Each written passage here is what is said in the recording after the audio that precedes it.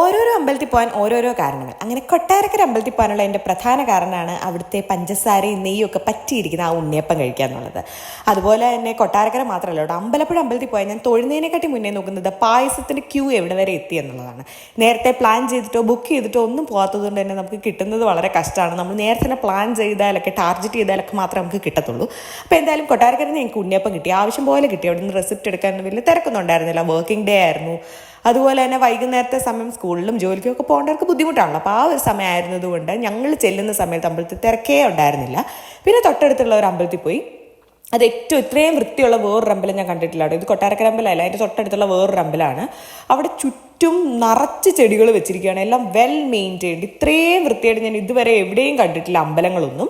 അത് കഴിഞ്ഞിട്ട് ഞങ്ങൾ 3 പേരുടെ പുറത്തിറങ്ങിയതാണല്ലോ എന്ന് വിചാരിച്ചിട്ട് ഞങ്ങൾ നേരെ പോയിട്ട് ഒരു അൽഫാം കഴിച്ചു കേട്ടോ. അതൊക്കെ കഴിച്ച് രാത്രി ഡിന്നറും കഴിച്ചിട്ട് ഇങ്ങനെ പോന്നു കഴിഞ്ഞാൽ പിന്നെ നമുക്ക് വേറെ പണിയൊന്നും ഇല്ലല്ലോ.